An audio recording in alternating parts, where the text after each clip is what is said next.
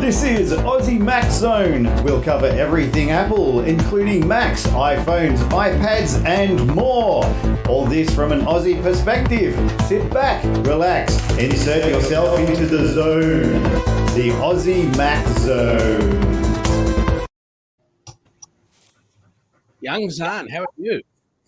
Good, Michael. How are you? Good, thank you, sir.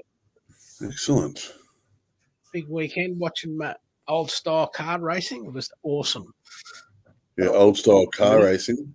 Yeah, I'll talk about that when we get to entertainment. Great. Where did you watch that, at home, online, or? Yeah, on YouTube. Oh, awesome. So we're up to show 394. 394. Yep. And hopefully we're back on the schedule, but we'll see how we go.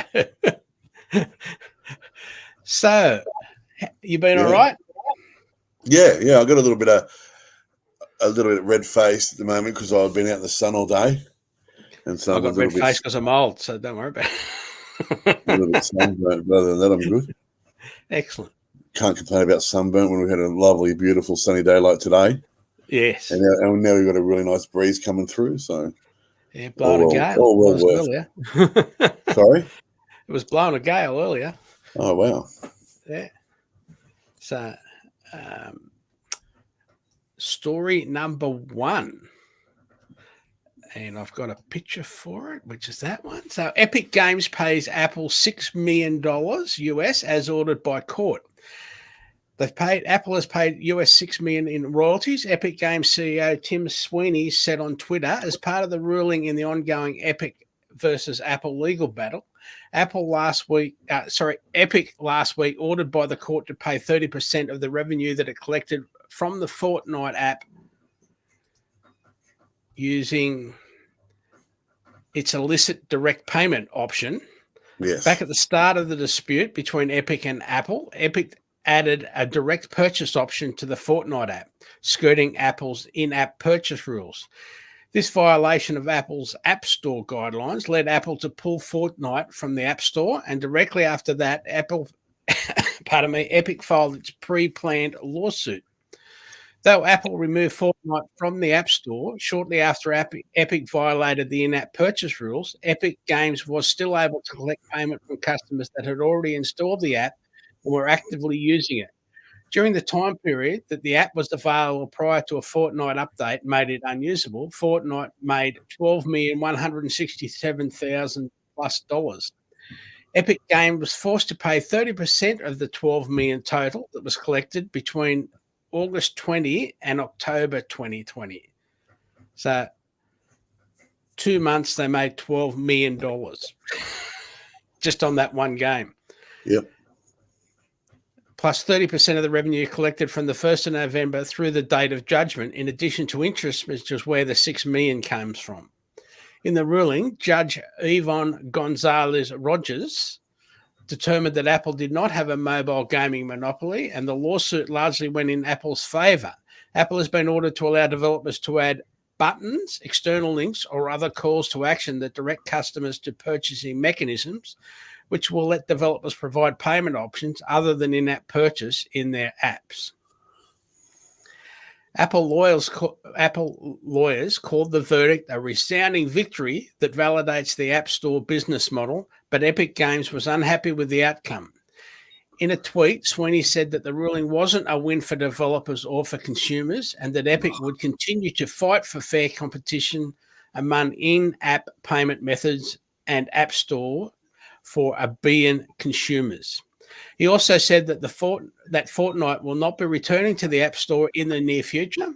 Fortnite will return to the iOS App Store when and where Epic can offer in-app payment in fair competition with Apple in-app payment, passing along the savings to customers, he wrote. Epic Games has filed an appeal against the ruling, so the dispute between the two companies is far from over. So how come he's paid the money? Yeah. Apple has yet to decide whether or not it wants to appeal portions of the ruling. And, of course, there's more in the show note links on our Aussie Mac Zone website. All right. So It was a Yes. pre-planned lawsuit. Yep. So they knew it was going to happen. They knew what they were doing was wrong. They've paid the money. And now he's like, the only reason he is appealing this is to drag it out. He knows he's not going to win, but with Apple's lawyers, doing what they're doing, I don't know. Yeah. Epic Games. Have to turn your phone off. Mine. Yeah, I can hear an echo. Oh. You got your phone turned on? No, I got my phone on, but I'm not watching it on my phone. I've just got my notes up. Okay. I wonder why I'm getting an echo. Yeah, I don't know either. Nah, on now. Yeah. I've lost the echo. Excellent. Yeah, gone. Yep. Yeah, so Apple, I think they've just basically Epic have tried. Yes, they've changed some of the rules, but what they were doing was wrong, and they're obviously making enough money that they can afford half the money that they earn. Yeah. So yeah, a lot of money, isn't it? In a couple of months. But this has been dragging out for so long. They knew they were in the wrong. I've just got nothing left to say about it. Like, I know that we don't play Epic Games in this house anymore. Yeah. And it's just down to dirty business. Like, I don't want to deal with anybody that, is that underhanded. If they've now the money, does that come from where people want to pay to get ahead? Is that as opposed to playing to get ahead? Is that right? Well, no, you have to pay. So it's a subscription. Okay. All right. Now you have to pay to play. Okay. No, especially on Fortnite, nothing is free. Uh-huh. And you've got to buy your skins, you've got to buy your weapons, you've got to buy a pack, you've got to buy this, you've got to buy that. They are greedy. So you can't play the game for nothing, even if you've got a subscription. Well, you got to pay for this subscription anyway. Yeah. Okay. And then you've got to buy everything else. Like, yeah, they are an absolute rot of a company. And like I said, we don't play Epic Games anymore in this house. On that note, because if they're going outside of somewhere that is known to be a secure platform to be able to purchase, in-game anything, and they want to do it outside, I don't trust them. Especially after all this, I don't want to go across the internet to buy something from them when I don't know where my money's going, and I don't know if I'm actually going to get what I'm paying for. Look, everyone still plays it. Everyone still loves Fortnite. They're always on, the kids are always talking about it and everything like that, but not in this house. We won't be. Because I really disagree with their ethics in this degree. Yeah, I got my echo back. Oh. Yeah, you went scratchy and nearly echoes back. That's weird. Okay. Anyway, Everything's it's gone again. fine on mine. We'll keep trying. Okay. Story number 2. Yeah, Apple thinks motorcycle engines might be your iPhone camera's worst enemy. Android Authority reports motorcycles may not be the safest mode of travel at the best of times, and it might be treacherous for an iPhone too. According to new support posts published by Apple, the intense high amplitude vibrations caused by beefy motorcycle engines may degrade the performance of iPhone camera systems over time. Apple explains that the long-term exposure to these vibrations may wreak havoc with the closed-loop autofocus and optical image stabilization system, or OIS. First introduced by the 2014 iPhone 6 Plus, the later system employs a gyroscope that dampens phone movement when an image is snapped, thus improving image quality. Continuous jitters could adversely affect this mechanism. OIS has become relatively commonplace on iPhone models launched since then. Apple doesn't suggest motorcycle owners swap their two wheels for four. It does, however, recommend purchasing a dampening mount for their devices. That's a really good idea. The company also notes that electric scooters or lesser powered moped owners may not need worry about damaging vibrations. Yeah. Because there's Harleys and stuff. I'm joking. Yeah, basically just the Harleys and stuff. Yeah. The warning will likely affect a select group of users, but it's worth noting how any intense vibration can affect phone cameras. It's unclear if phones from other brands are affected similarly, but it's worth heeding the warning either way. Further information on that in our show notes. Of course. So that makes sense. It does. You know, you got the bigger motors and louder bikes, the vibration and everything like that. I'm guessing maybe your more cruiser-based V-twins might not have that problem. They're not as loud and less vibration and that sort of thing. And with your mopeds and stuff like that, there's not a lot of vibration there because the motor's so small, so it's not affecting the framework or anything like that. So that's pretty cool. But for anybody with a big Harley that's got cams and pipes and work done to it, I'm guessing that it's affected.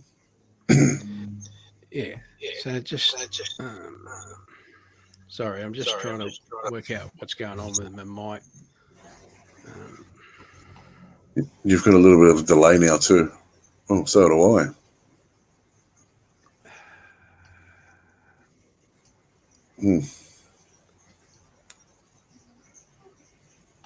Output. Okay. So let's just say the particular part in question has got a lifespan of 400 million jiggles. Yeah.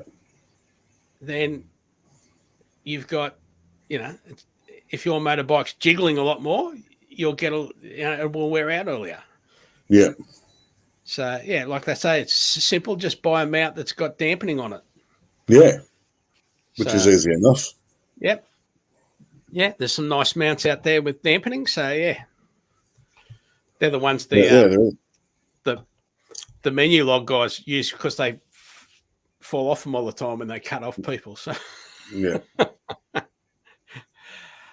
dampener one, I've got a dampener one as well. I like it. The cushioning anyway, like it's good.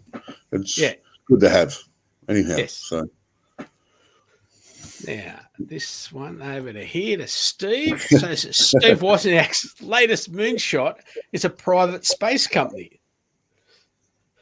I've got a little bit of echo there again. But in Gadget Report, Steve Wozniak has started a company called Privateer Space.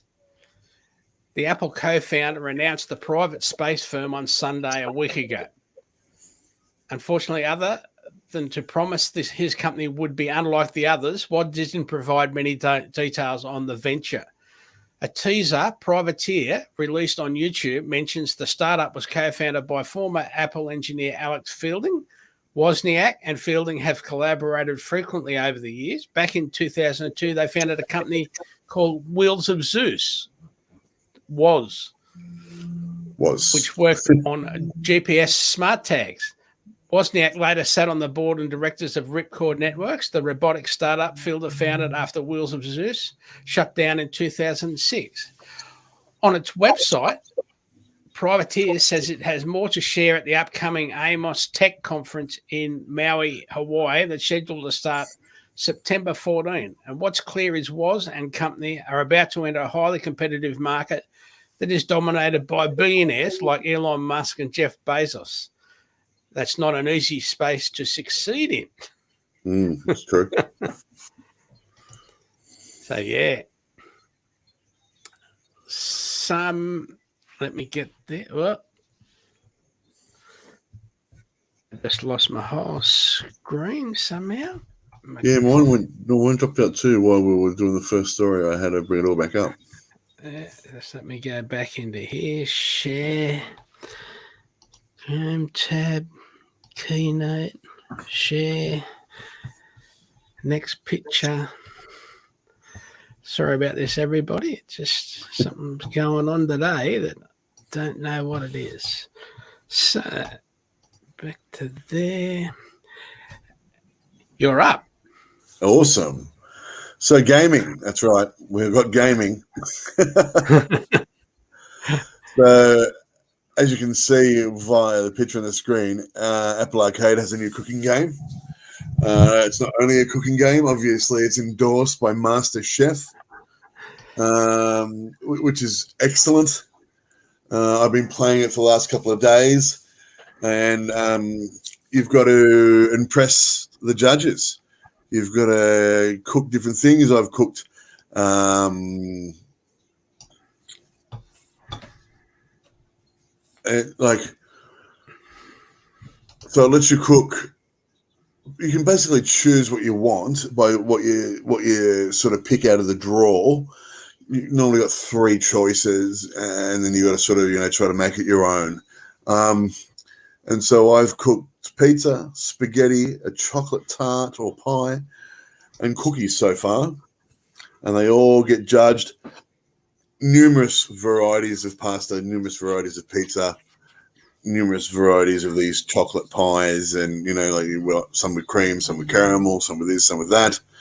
A bunch of different cookies.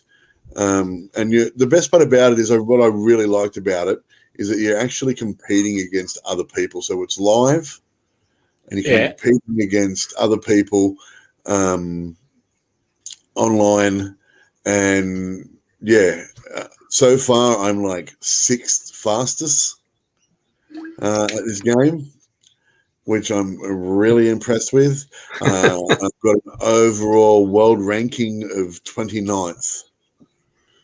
So I'm pretty impressed with that. That's good. Yeah, it's been really fun. I've really enjoyed it. People should know you're into cooking anyway. Yeah, that's right. So I love to cook. I cook for the family. I used to cook a lot more than I do now, being a bit more busier these days and not working in the industry anymore. Mm-hmm. I used to really enjoy cooking for the family. That and my kids eat nothing I cook. Kellyanne eats everything I cook, and that's why she's asked me to stop cooking. I was just waiting for a shoe. Through the window. Boom. That's right.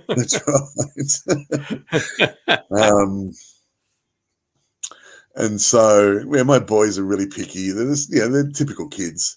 They like nuggets and chippies and, party pies and hot dogs and that sort of stuff. They don't want me to spend, 6 hours slow braising ribs and things like that, that they're just not going to even eat anyway, So, it's sort of gone out the window a little bit. But this gets me that in.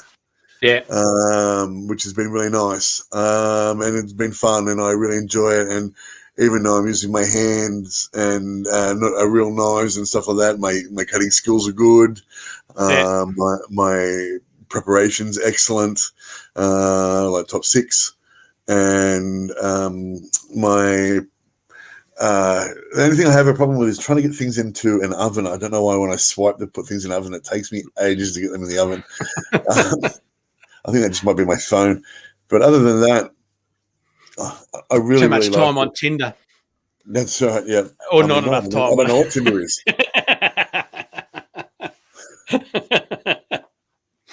Anything to get you into trouble. I know. She's in the room, so thanks. I walked into a knife. I walked into a knife 10 times. Over and over and over.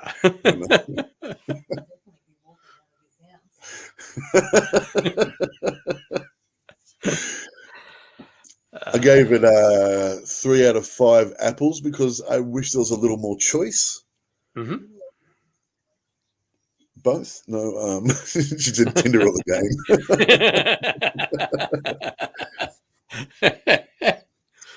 But yeah, the people that do this game, they also do a Spongebob Squarepants cooking game.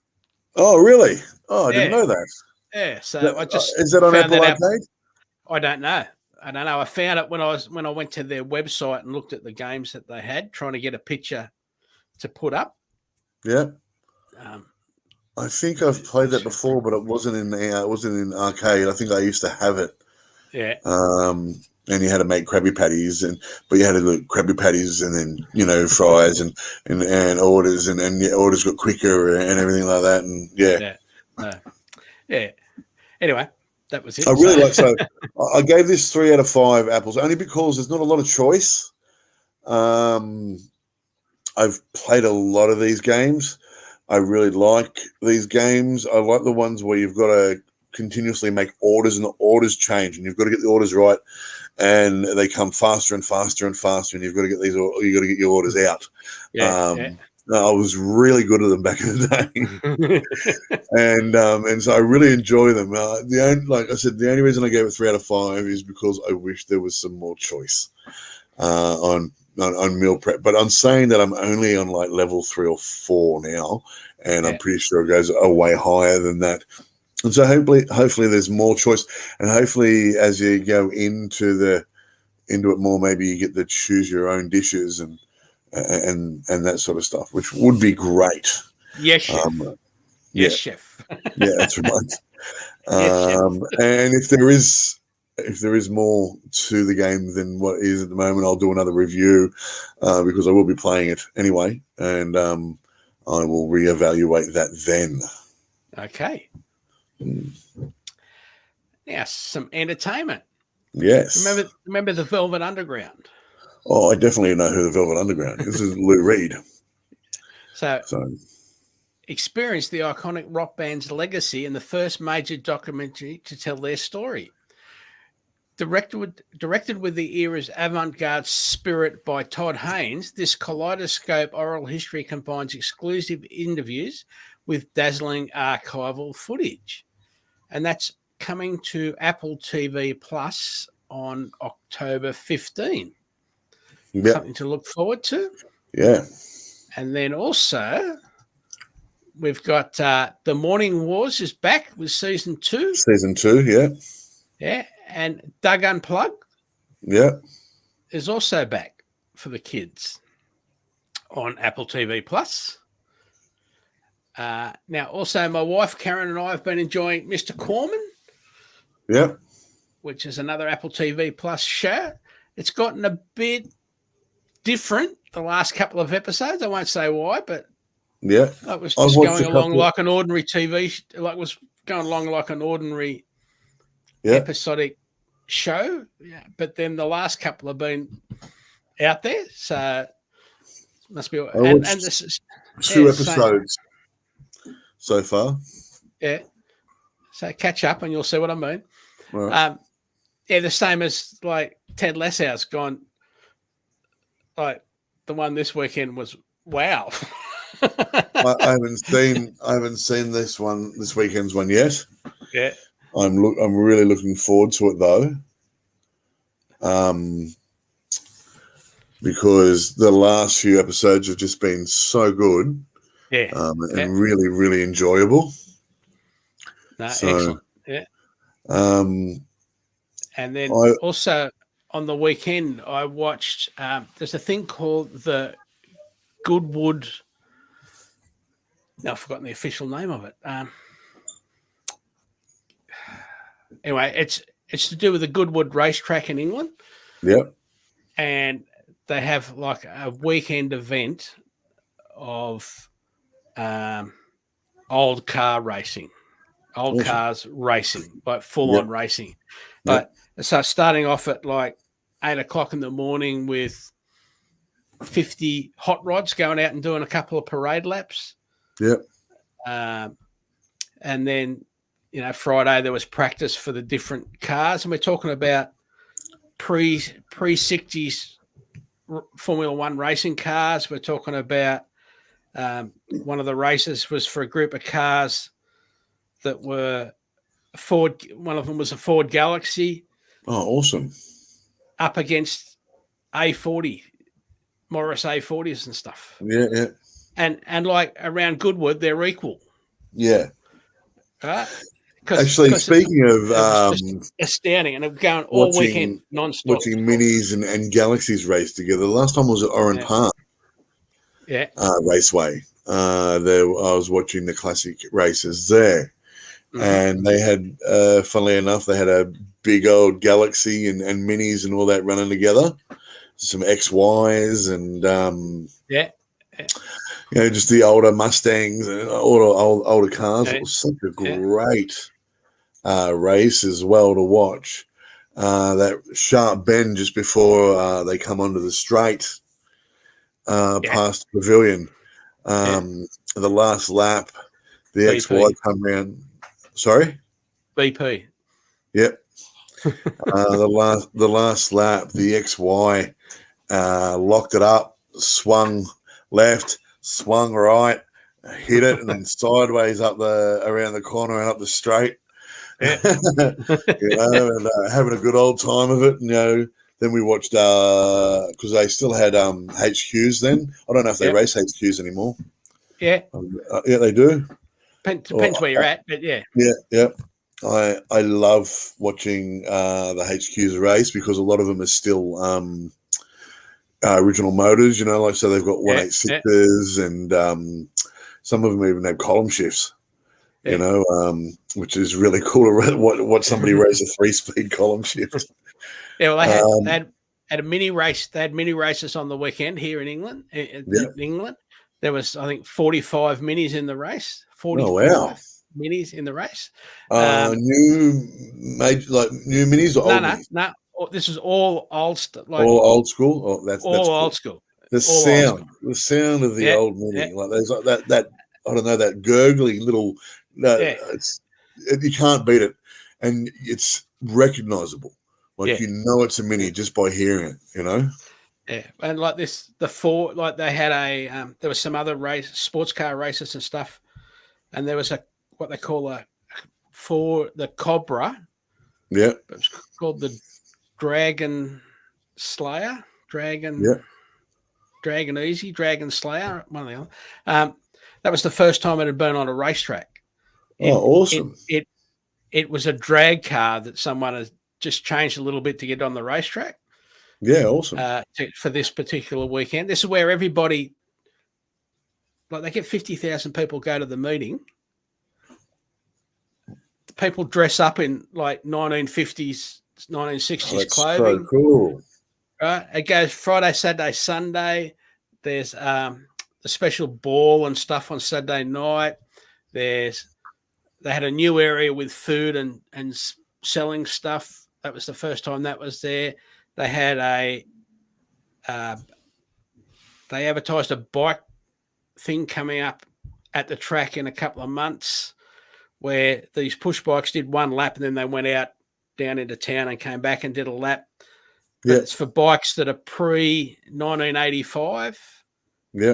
Or 82. Something to do with the gear mechanism on a push bike. No, you're right. Right, that's how they decided that that's the cut-off year. To change gears. There's a pedal car race for little kids as well. They obviously have a qualifying thing to get to that, and then I was trying to think.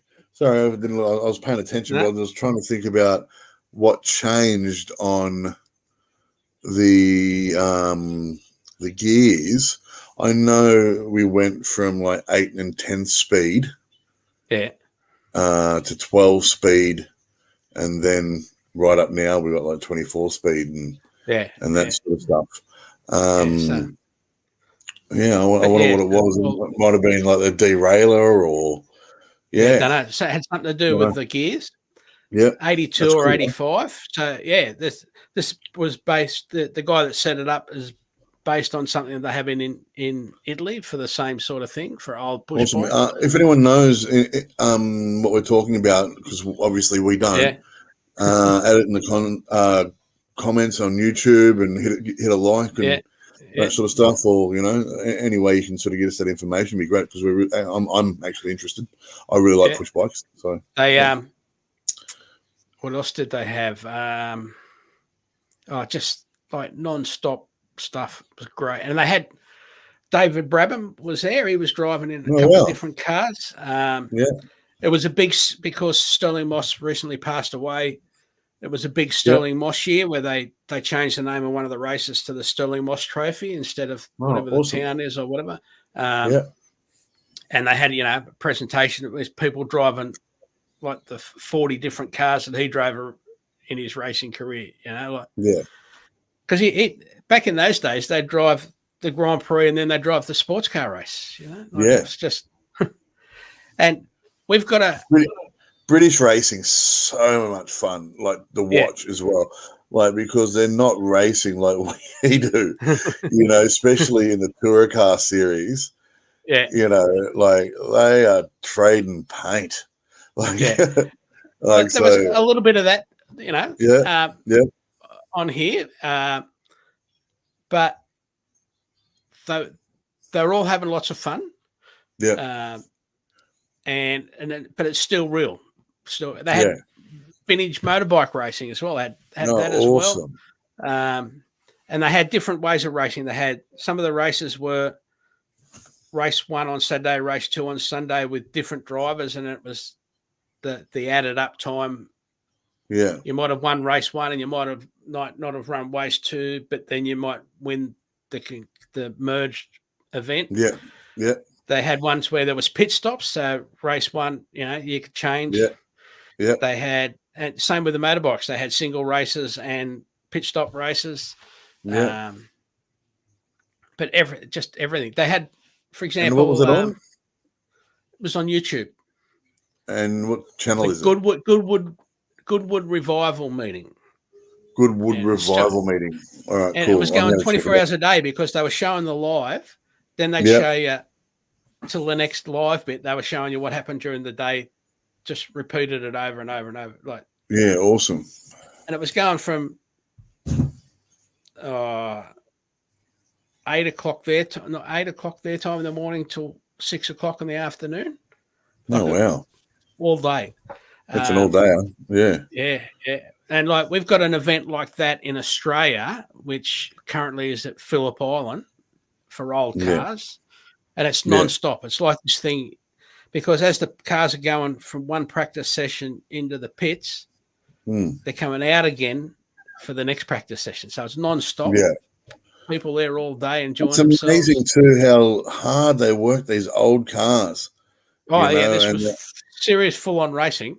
And the breakdowns and the loss of brakes and the loss of acceleration and the loss of everything. Oh yeah. It was all there. It's so cool to watch. Yeah. So and then they had old ads in the middle of it. Like, cool. Besides the show, they'd have an ad for their Revival Weekend auction, and they just showed 4 cars that were in the auction. One was a D-type Jag, I think a D-type. Anyway, one of the newer ones, and roughly how much it was going for, and that was like £300,000 to £500,000. Oh my goodness! They had an old Lagonda, again $400,000 to £600,000. Yeah, they had 2 old Bentleys, like 1928, 1926. Yeah, they're good Bentleys. $300,000 to £600,000. So long. Yeah. But they had ads for a tea company, a couple of different ads for a tea company that they'd show you. Yeah. Where the Monkeys were doing, like Monkeys were a band playing the drums. Oh, the Monkeys were piano. Not the Monkey. We're talking the Monkeys. But actual monkeys. Actual monkeys. Chimpanzees or monkeys? Chimpanzees? Yeah, What's cool. the difference? They're apes and our closest cousin. Oh, okay. Yeah. And they were doing all the music, or there was another one where they show you this truck driving around town properly, and then all of a sudden they'd stop out the front of a shop, and then the camera would go in close, and a monkey would get out of the truck, get a box out of the truck, take it into the shop. So it was all like, and there'd be more apes, monkeys, whatever, chimpanzees inside. They had old ice cream ads. Oh, yeah, cool. You know, from the Streets? from the 50s and 60s. No. Paul's? No, an English brand. I don't know which one it is now. Paul's Australian. I thought they were English. Yeah. It wasn't Paul's anyway. It was sort of like Street. I know Streets is English. Yeah, it wasn't Streets. It was another one. But they also had an ad for. They have these really big holiday parks in England, like massive holiday parks with all, like bigger than any caravan park I've ever seen. But caravan parks that have got putt golf. They've got the go karts. They've got the swimming pool. They got everything. You don't have to leave the ballrooms. Yeah, massive ballrooms, swimming pools, croquet. And this was like a 1950s ad. Yeah. This is a 1950s ad. So cool. For this holiday park. It was just unbelievable. That's awesome. 200 people in the ballroom dancing at night and stuff like that. Oh, that's so cool. Just seeing those ads again. We never see them in Australia, but it's like, wow. No, I'm going to have to watch this anyway because I want to see the cars as well. So we'll definitely check that out. You think A30s, A40 Bostons up against a V8, and they can outbrake the V8 easily. But then it just drives away at the next corner, like between there and the next corner, it drives away. Then they catch up during the corner, and it's just like sliding everywhere, sliding. It's just, I know. That's what I love about it. Everywhere sliding. These days, it's so precision. There's no, loose tail unless they're actually doing it on purpose. Think how there was one little bit of wet on Sunday morning. Yeah. Where the track was a little bit wet, and that was when one of the bike races was on. And these bikes have all got pre-60s bikes. They're all little tires on the bikes, like little. Yeah. And drum brakes. Awesome. It was so good for someone who's into car racing and stuff. It was so good. Yeah. We all know how drum brakes work in the wet. They don't. And it was like they show you there was one race late in the evening which had lots of E-types and stuff in it, and they'd be glowing like down the whole length of the straight. They wouldn't stop glowing. Yeah, that's awesome. The front disc brakes were just glowing all the time. I was watching this clip yesterday. It was an old F truck in the States. It was a drag car. Yeah. And it does its first run, shoots down in the quarter mile, and you're like, oh, that's so good. And it's during the day. The first run's late in the afternoon, sun's coming down, but does the second run, it's getting a bit darker, and you can sort of see a tinge, and then it shoots down the track. And then the third run, it's in the dark, and the pipes are just glowing orange, and it takes off, and you can just see the glow all the way down the quarter mile. And I was like, oh, so good. That's this. You can see all the flames coming out of the exhaust on all of these cars. Yeah. Awesome. All right, story number 4, sir. Yes. You. Bear with me 1 second, guys. Germany wants phone makers to offer 7 years of security updates. Engadget again, your current phone might get security patches for several years to come, at least if Germany has its way. Well, we always know how it ends up if Germany tries to get their way. Don't mention the war. That's right. The old English shows. Don't mention Don't mention the war. Speaking of don't mention the war, I was watching 8 out of 10. No, not 8 out of 10 cats. Whose line is it anyway? Yeah. No. Would I lie to you? Sorry. and they mentioned Renee with the big boobies. And I'm like, oh my God, an LOLO reference. How good is that? And I said to Kel, I said, you know what LOLO is? She goes, of course I do. You know who my father is. What can I say? I tried to teach them right. The way she said it was just so abrupt. like I'm an idiot, of course. Like, you know, I'm like, fantastic. You must listen because I can say this only once. Anyway, CT reports the German federal government is pushing. Where was I? Sorry. Pushing the European to Union. require 7 years of security updates and spare parts for smartphones as part of a negotiation with the European Commission.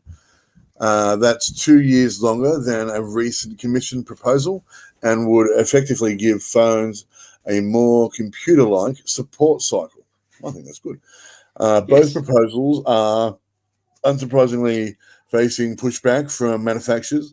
The industry advocacy group Digital Europe, which counts Apple, Google, Samsung, and some other members, want a requirement for just 3 years of security updates and wants to limit spare parts to screens and batteries rather than cameras, speakers, and other parts that all supposedly more reliable.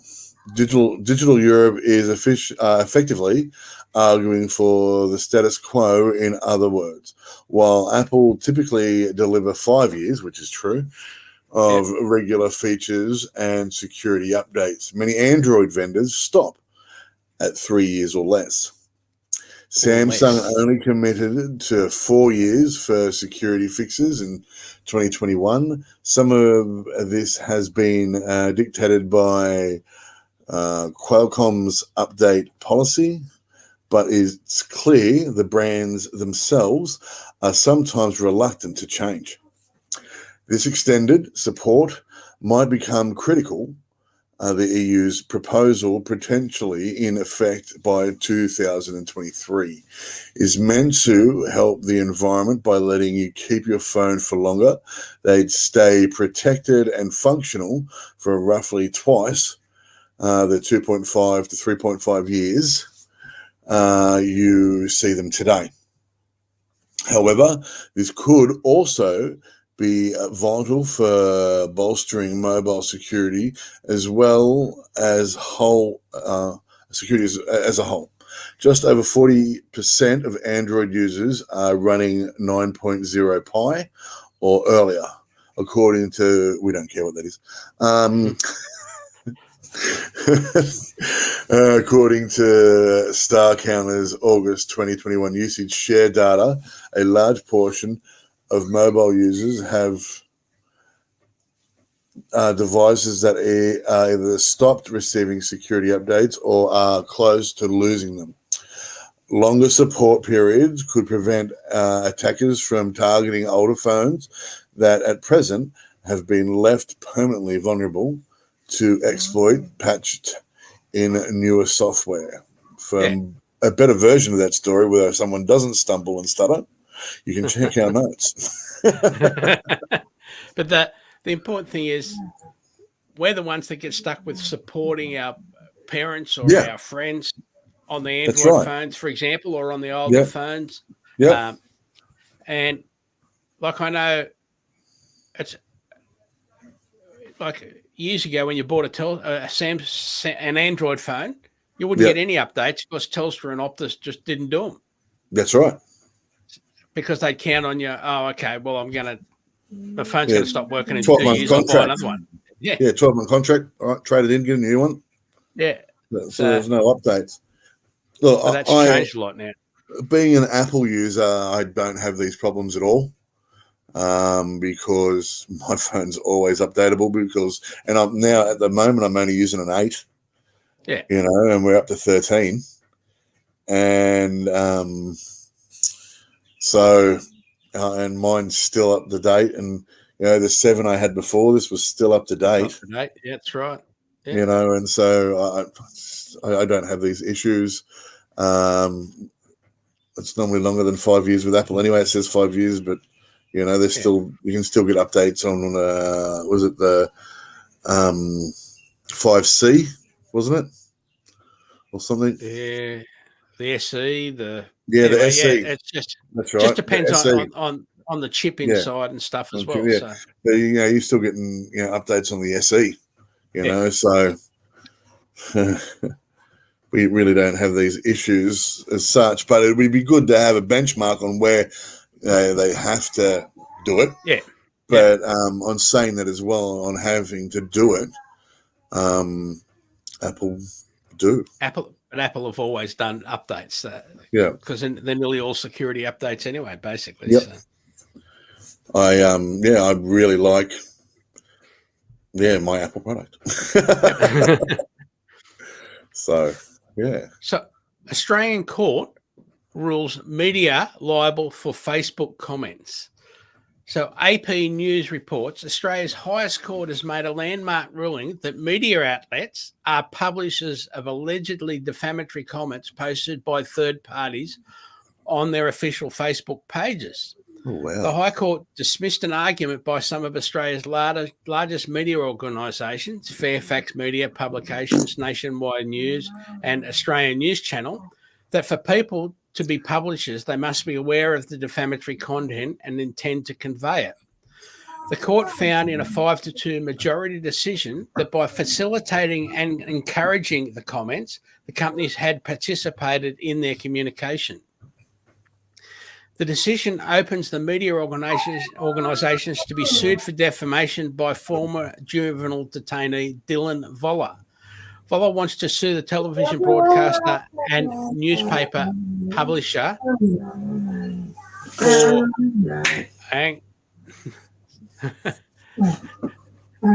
Oi, get out. Go on.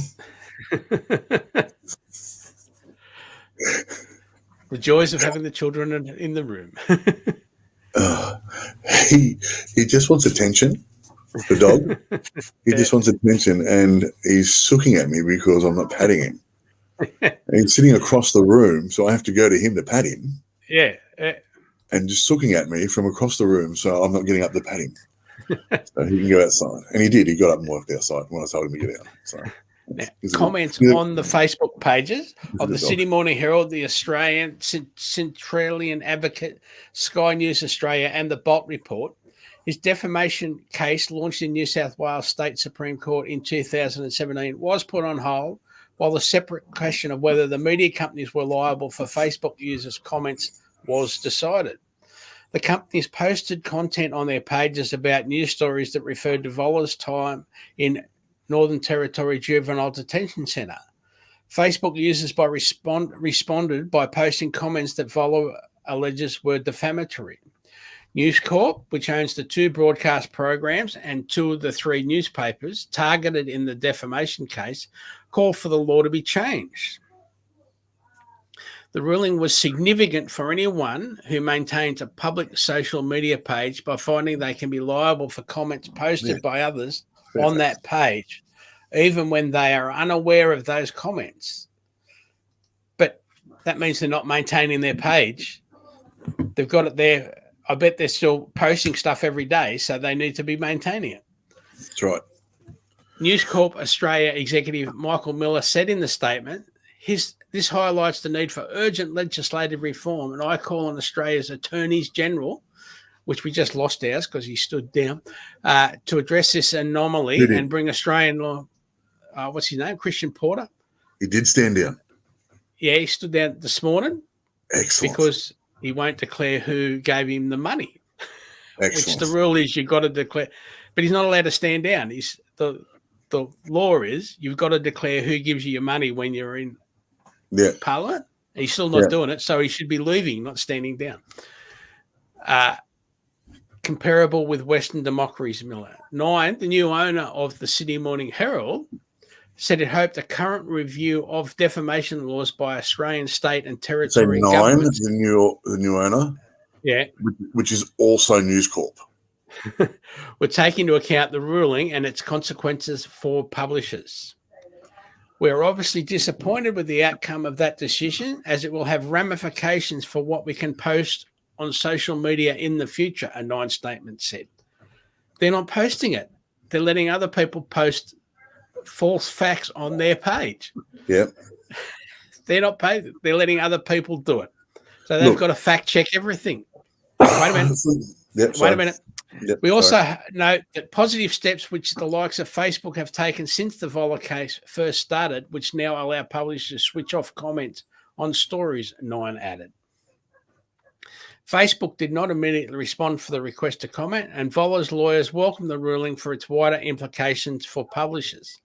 This is a historic step forward achieved in justice for Dylan and also for protecting individuals, especially those who are in a vulnerable position for being the subject of unmitigated social mob attacks, a lawyer's statement said. The decision put responsibility where it should be on media companies with huge resources to monitor public comments in circumstances where they know there is a strong likelihood of an individual being defamed, the statement added.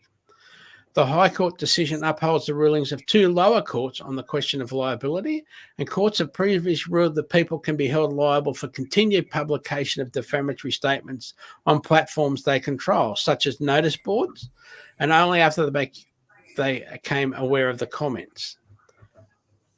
So they're going to say, we're not going to look at the comments anymore. But therefore, they're not... Or they could do what any respectable news company would do, and shut the comments down when it starts. So ABC posts something and the comments get out of hand, it shuts down its comments. So you can read the news article, but you don't have the right to be an idiot on the internet. Yes.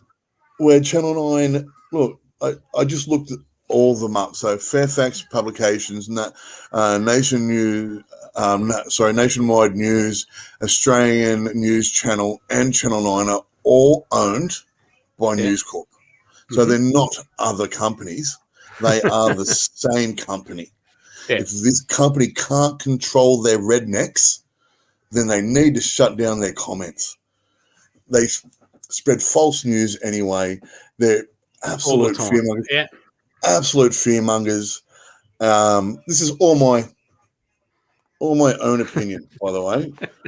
After knowing that a deputy PM who will remain nameless, is suing YouTubers for defamation.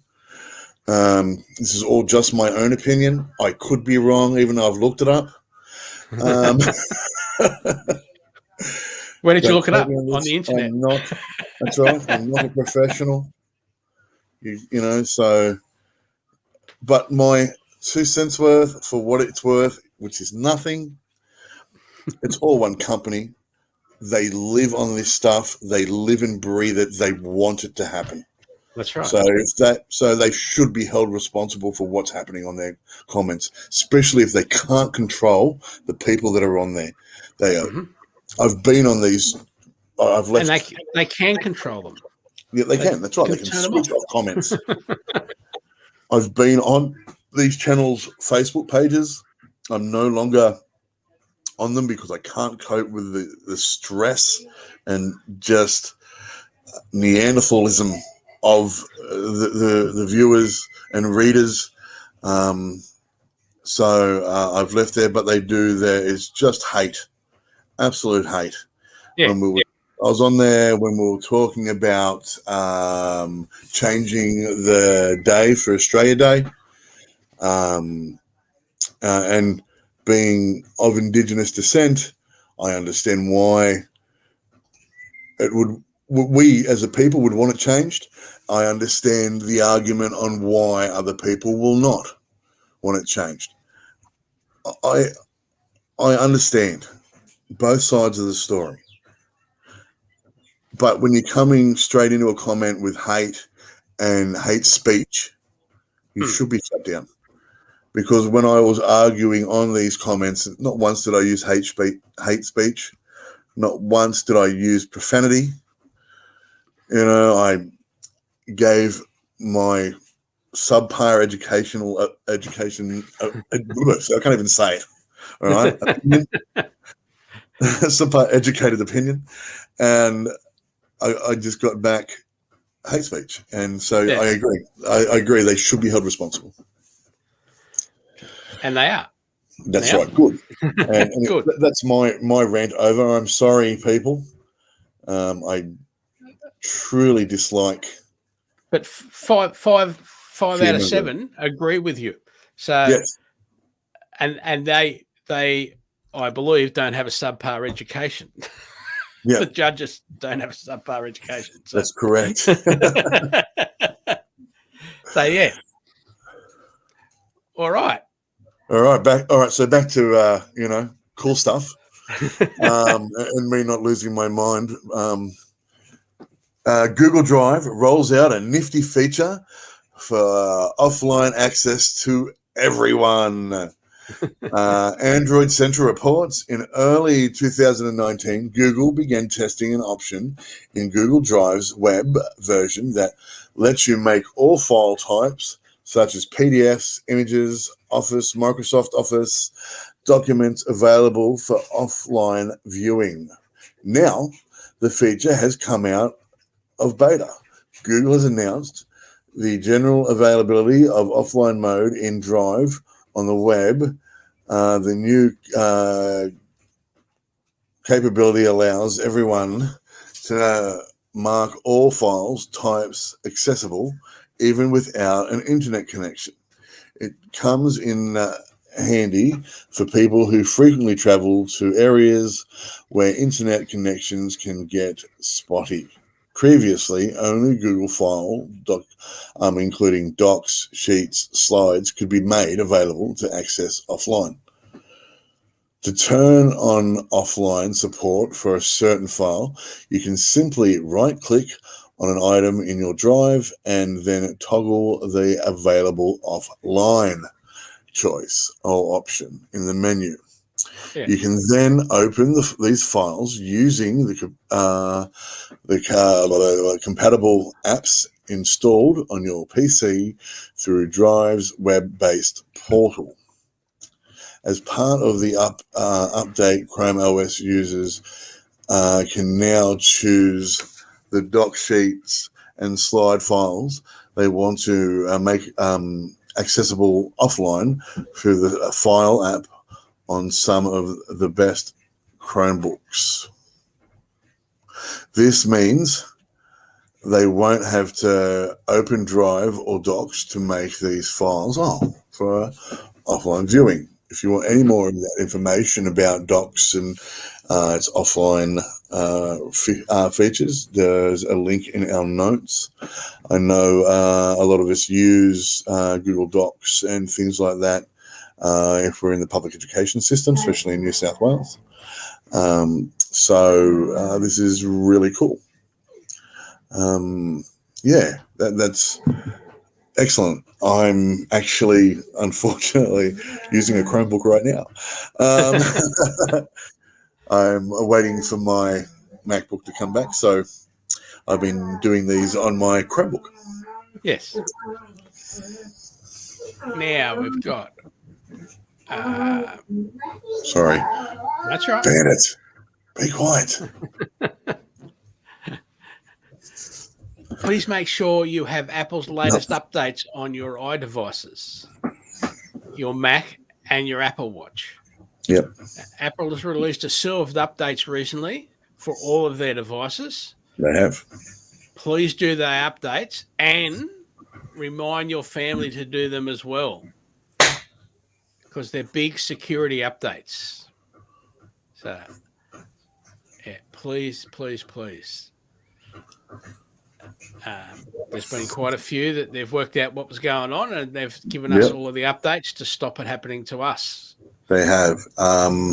We just updated the boys' iPads and our phones, and our we do have computers still.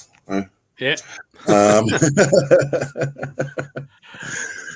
I'm just showing the watches that I know I'm using Chromebook, but we do normally use Apple products. Yeah.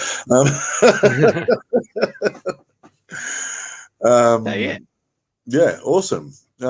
Great show. Excellent. Look, you can find us at AussieMacZone.com.au/AMZ394. We didn't say anything about that, by the way. 394. Six episodes. We've got 6 episodes. Yeah. Well, now we've got 5. That's right. So I just wanted to quickly mention that because that's exciting. I know. We're just trying to work out whether we're going to get out of lockdown before or after we get to 400. I know. Doesn't matter how much we stretch it out. There you'll see the last 6 weeks of show notes. You can email us, Michael or Zarn, at AussieMacZone.com.au. That's right. However you hear our sexy voices, make sure you give us a rating, like us, subscribe, whatever you like, tell your friends. So, we would do it for you, basically, is what we're saying. If you had a podcast, we would listen to it and we would share it with our friends. Absolutely. Now, don't forget, you can find us on Apple News at Aussie Mac Zone. This week we have specific email scam alerts and how to spot them. Yeah. Again, please show your family. Yes, that's important. It's up to you, the little nerds, to help the rest of the family. That's right. And it does apply. These scam alerts apply to Windows people and Mac people. So please. Yep. And it's really important that we do help each other, especially with our devices, because, look, my nan gets basically all my hand-me-downs. Yeah. She's now got my iPhone 6 Plus, 6S Plus. And, I'm always making sure that it's updated and that, that it's all, because it's important, Not that she does online banking or anything like that, because she really doesn't. She prefers to go into a bank, but at the moment she has to do online banking. Yeah. She can't go into the bank. So, we've had to show her how to do these sorts of things, and she's got an iPad as well. And so I'm glad that she has these Apple devices that can be updated and are secure for her to be able to do that. And without updating them on time and that sort of stuff, we risk letting, the people that we care about, our kids, our, grandparents, our parents, at risk. So, please share and please help. That's right. Exactly right. Thanks to our supporters, you, our listeners. Yep. And over to Zarn for the sign-off. Yes. We're in New South Wales. We're still in lockdown. Most of us have got our jabs now, which is awesome. So we are being allowed out a little bit more, but still remember, people, stay safe, please. The last thing you want to do is spread something that was not meant to be spread. Yeah. So be careful, stay safe. Remember, an apple a day keeps the Android away. I'm using this Chromebook and it's changing me. Slowly eating your way. I know. What's going on? All right. All right, guys. Thanks, everybody.